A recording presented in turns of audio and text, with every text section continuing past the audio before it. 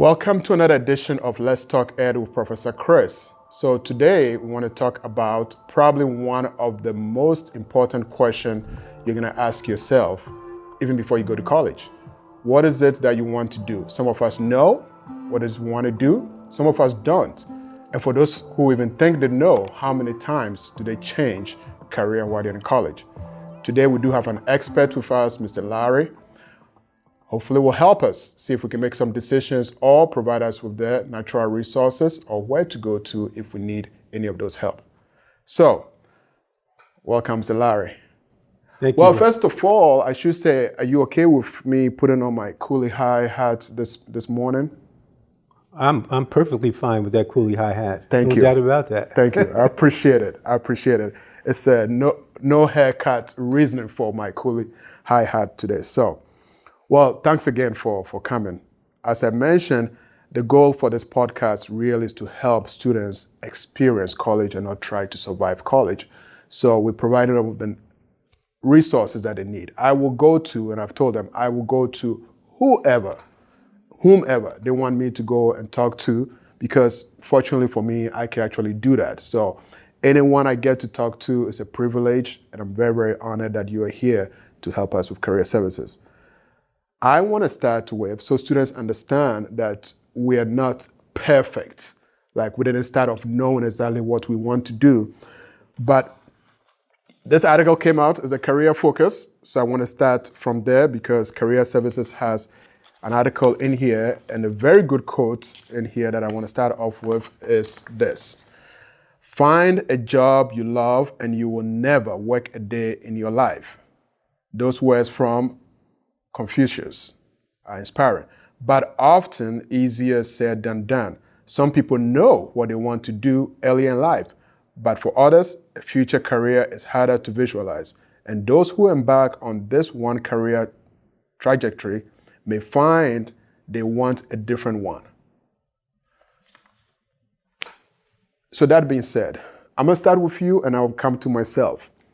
Tell us a little bit about how you started college. And by the way, is this where you've always seen yourself to be 20 years back, right?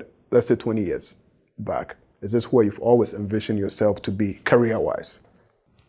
That's a great question, Professor Chris. I tell you, thinking back then, initially I wanted to be an architect, believe it or not. I was from a small town up north called Brooklyn, and I lived in a town with a lot of skyscrapers, tall buildings, bridges, and I was fascinated by how people made these buildings and bridges, and I wanted to be an architect. And so when I finally got a chance to go to college, I majored I was an architect major.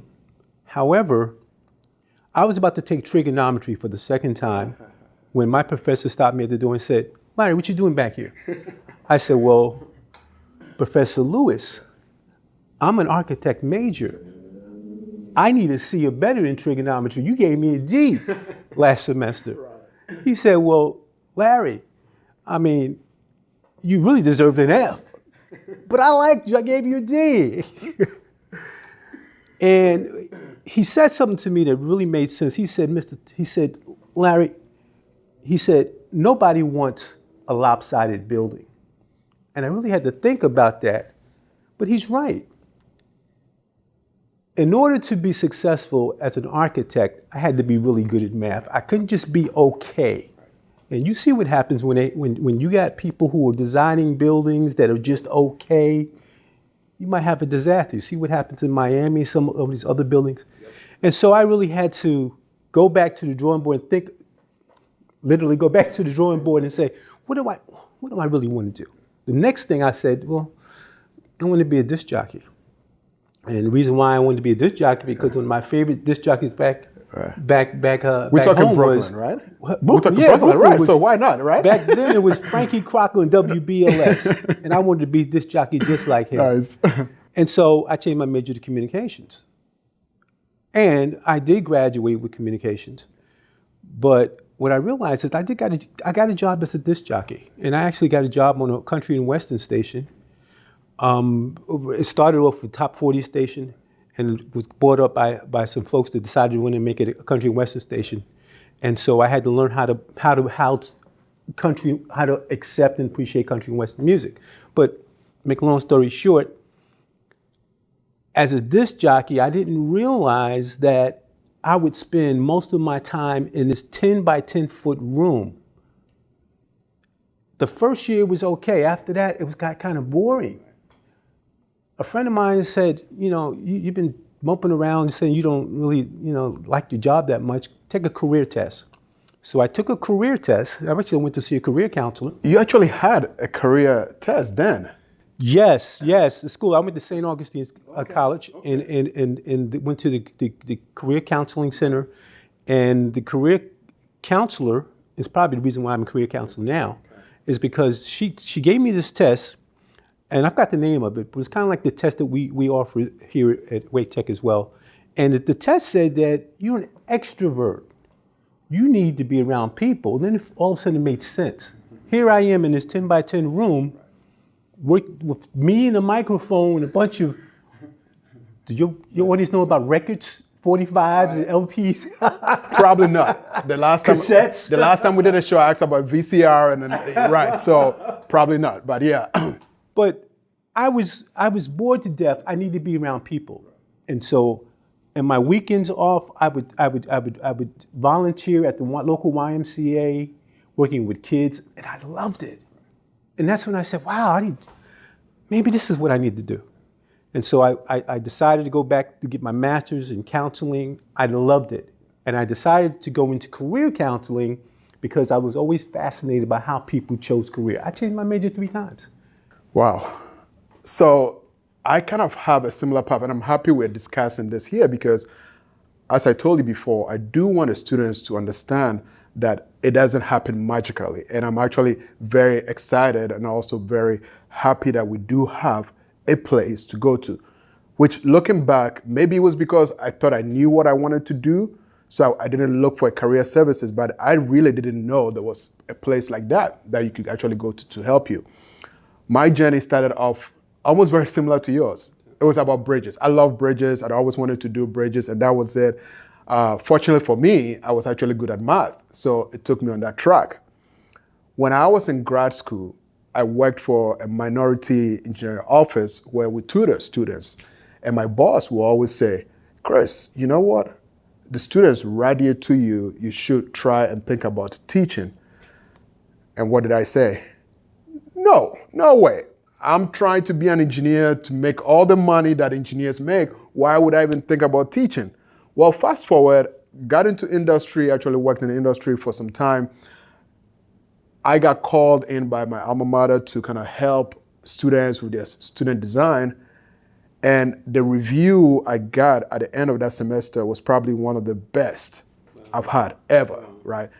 I got called in by the department chair late at night, and I thought I was in trouble, but actually what he wanted to do was to offer me an opportunity to teach.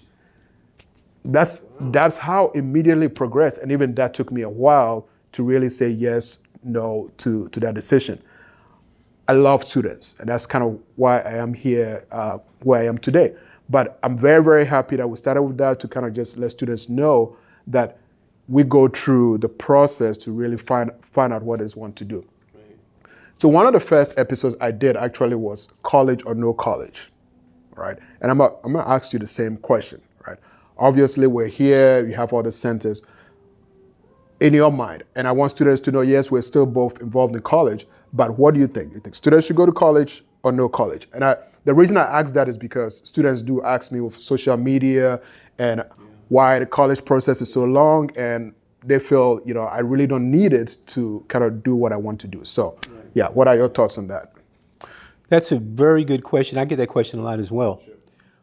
My answer to that is this, is you got to think about the career or the occupation you're passionate about. What is it that you think you were born to do?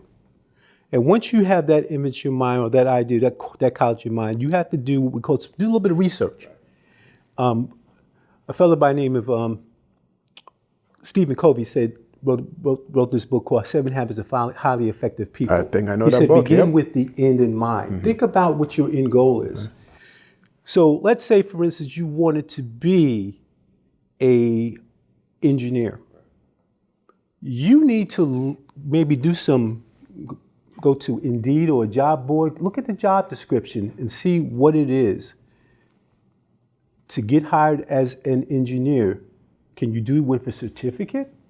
Can you do it with an associate degree, a bachelor's degree, whatever it says? So the occupation that you are passionate about, if the job description requires a degree, that's what you need. Okay. That's what you need. Perfect. Yeah. Perfect. So college, right? Go to college, help you to make that decision. Right. So we're going to get into career services and what you do to kind of help students. But before we do that, I want to actually go back a little bit to high school, right? When students high school are thinking about where to go to college, and maybe this could be a whole different segment, I always tell students, don't go to Harvard to major in basket weaving. Right? It doesn't make sense to me, right? You're gonna spend so much money, right, to go to a college like that. So for high school students that are getting ready for college, especially not knowing what they want to do, what would be your advice to them on how to pick a college to go to? Yeah. Well, first of all, the first thing, beginning with the end in mind, what is it that you want to do? You need to have an idea of what you want to do. And it's interesting, you said with high school students, I used to be a former high school guidance counselor. A lot of students had no idea what they wanted to do, and part of it is a lack of exposure. So one thing that I suggest you do is read about different careers. If you see a career or somebody talking about a career on television that looks interesting, do some research on it, And about choosing a college, you don't choose a college, you choose a program. Thank you. You choose a major. Thank you. What happens is decide you want to be an engineer, and because of the fact that you like Appalachian State's culture, you want to go to Appalachian State. What if they don't have your program? That's a good point. They don't have your program. So you want to make sure that you're choosing a program, a major, versus choosing a school because you like the way the marching band, they put paint on their face, or their marching band or something like that. Yeah. Perfect. Okay. So let's get into career services. First, again, very, very great idea. You'll have these resources here for students. Let's talk about, with your experience, how many students, let's just put a number there, how many students do you know come in knowing exactly what they want to do and follow through? I would say that is a very low percentage that actually know what they do. Most of them come to career services because they have no idea what they want to do, and which kind of it's kind of consistent with the statistics. 70% of new freshmen have no idea what they want to do. They know they want to go to college, but they don't know what they really want to major in. So most people, when they go into the AA program, it's kind of like when I wasn't sure what I wanted to do was liberal arts. AA program is considered like maybe I'll come here and then I'll change later.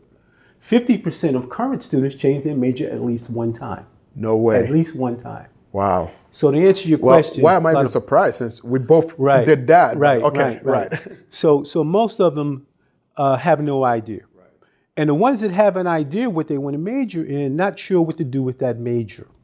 So they come to me and say, well, what can I do with this major? Again, I commend career services yourself for all you do, because as a professor that used to advise students, it was challenging enough, right, for me. And all I had to do is point students in the right engineering discipline, right? All I deal with is engineering students. So if a student comes to me and says, Professor Chris, I know I want to do engineering, I'm not sure which one to do, mechanical, civil, aerospace, right, chemical, I try to help them pick that track. But career services, you're doing everything, right? And that's why I feel like this is huge. You're not just looking at engineering, you're looking at almost every discipline. So walk us through the process. If a student that comes in has no idea what they want to do you look at, what's the process? Do you test them on their math scale? Do you test to say, oh no, you could be an attorney, you could be hospitality? Just walk us through that process. Yeah. It's pretty much a three-step process. There's three questions I ask that I want students to be able to identify, to answer. Question number one, who am I? This is about self-assessment, knowing your strengths, your weaknesses, knowing what are your interests, your values. What do you value? What do you love to do? And so through the process of self-assessment, we help them with that if they don't know. Second question is, based on who you are, who you see yourself to be, what occupation is aligned with who you are? We call that career congruency. It's just a fancy word a way of saying who you are aligned with what you do. Then that's what we call career exploration. This is when we have a lot of tools to look at different occupations. We do what we call a sweet spot method. We feel that the occupation that is right for you, the career that is right for you, your creative intention, is at the intersection of your strengths, what you do best, what you love to do, and what the world will pay you to do. So again, we look at your strengths, we look at what you love to do and care about most, and what the world will pay you to do. And so we look at those occupations that are aligned with that. And based on that, the next process is program placement. Okay. Which program or major will prepare you for that occupation that is right for you. Okay. So I'm getting ready here. I hope students will see this. From what you've told me, I think my recommendation would be, even if you think you know what it is you want to do in college, how about the first semester, the first day you walk into the college, to go and reassess yourself? I mean, wouldn't that be a very good thing to do, even if you know what you want to do? Yes, to confirm. Yes. Confirmation. Right. Verification. That this is where you need to be. Right. Because you would be surprised, because most people, once they come in, I'd say that most of them find that this is not the right place. You know, you thought this might be, but then once we start talking about, you know, why do you choose this? Why do you think this? What, you know, like let's take me in an architect. You know, why did you want to do this? But you know, let's look at your math scores. You were never really good at math. You know, I know you like the skyscrapers and the aesthetic part of architecture, but do you have the skills to be that? Right. You know, and so we help them look at those things and see, is there a match there? So you make the decision on whether or not I'm not going to turn anybody away or make or pop anybody's dream. We have the ILC, Individual Learning Center, to give you the tutoring. Because I believe if you really want something bad enough, then you would do what you can to bring those grades up, you know, and we help you tutoring. But after you have exhausted all of those resources, maybe you need to come back to the drawing board and think about what's a better fit for you. What's a better career fit that is more in line with what you should be doing with your life. So I'm really trying for students to understand kind of the process, and I feel like they're going to come to the career services and you're going to be putting things on their fingers to do a lie detector test. How long in and out for a student comes in, I just need confirmation on what I want to do? Tell us a little bit about your lab centers and how long, or the process when the students come in to kind of go through that process. It should takes about an hour. If you can give us a good hour, we can pretty much confirm that you're in the right major. Just 1 hour? Just 1 hour. Wow.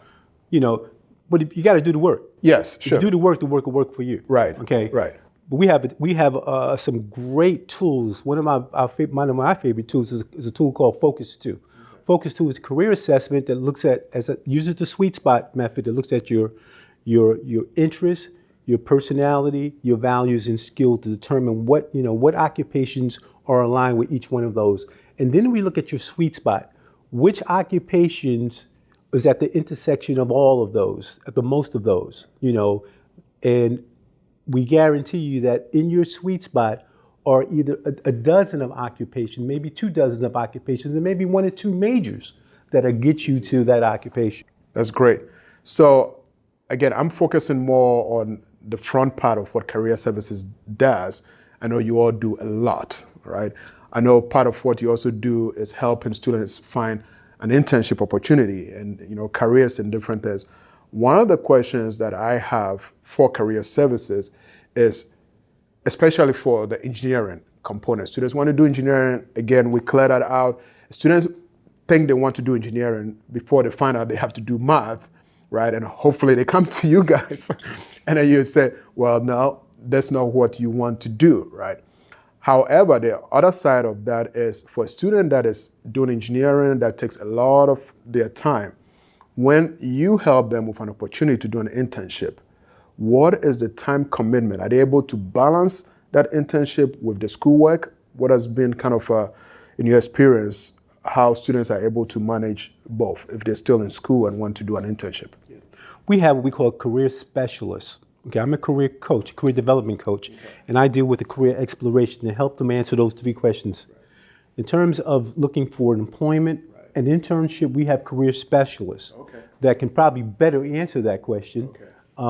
But I would say that in looking for an internship, you want an internship that's not going to interfere with your schooling. So if you go into school Mondays through Fridays and Monday through Thursdays, you want an internship that possibly on the weekends.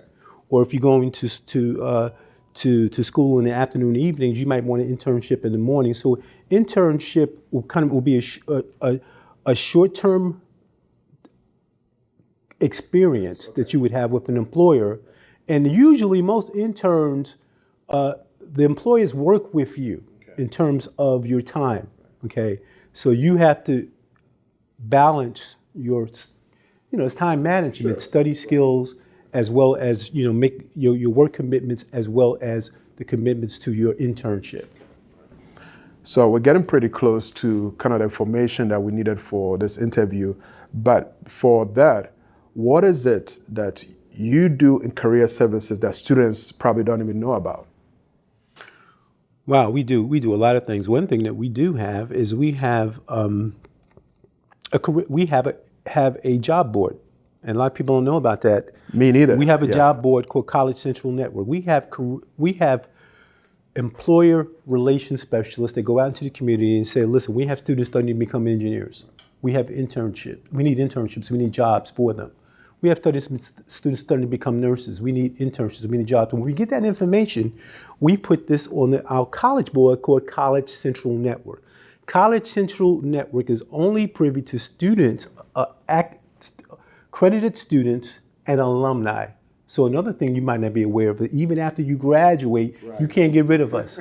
You still are eligible to take part in College Central Network. In College Central Network, you can also find information about internships, as you mentioned. So we have a job board. We also do what we call, we are kind of the bridge from school to work. And if we can't bring employers on campus, we try to bring you to the employers.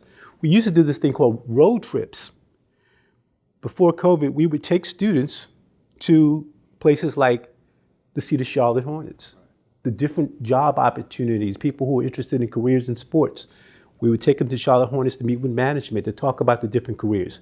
We did it with the Carolina Hurricanes. I'm be calling you for some tickets now, right?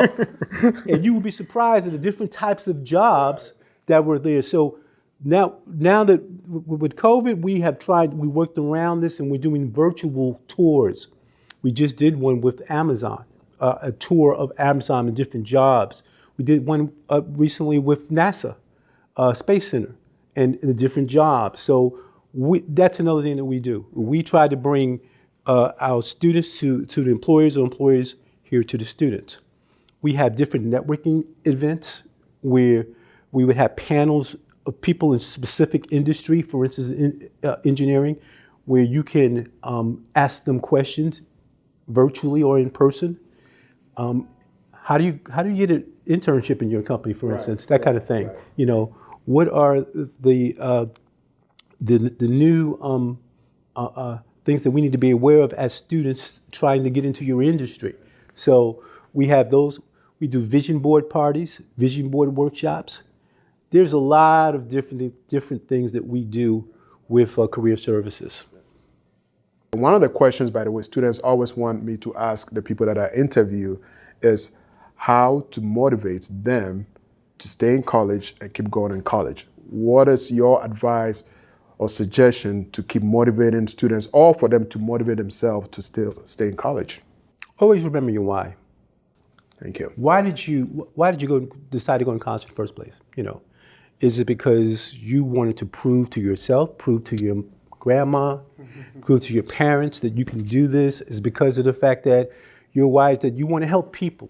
One of my whys is that because of the fact that my journey with career development, my mission is to help people find out who they are, what they want to do in life, and how to do it. Find out what your why. Your why can always come back to your why, because your why can motivate you. Sometimes we forget, why did we come here in the first place? So I think that's good. That's good to do that, to motivate you. Find a mentor. Find somebody who is doing what you want to do. And it doesn't have to be a physical mentor. It can be a virtual mentor.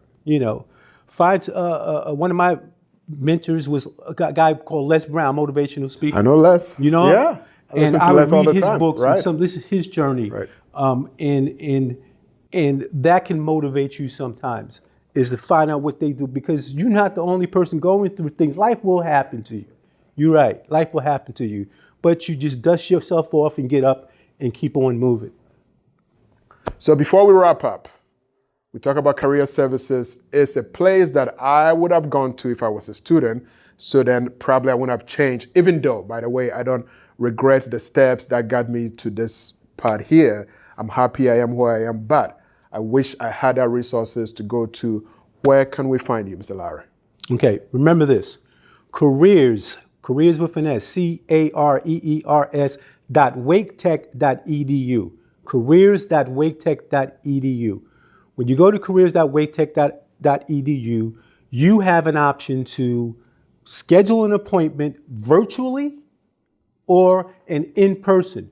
We do have in-person, what we call Career Lens Labs, available Wednesdays and Thursdays from 2 to 5 on most campuses.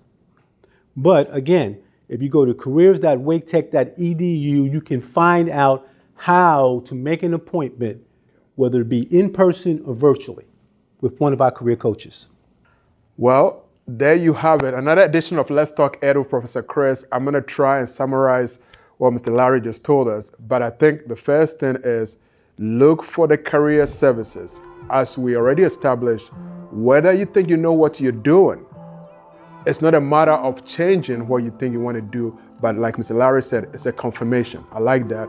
It's a confirmation. Just run through there, and it provides you with more options as well on what to do.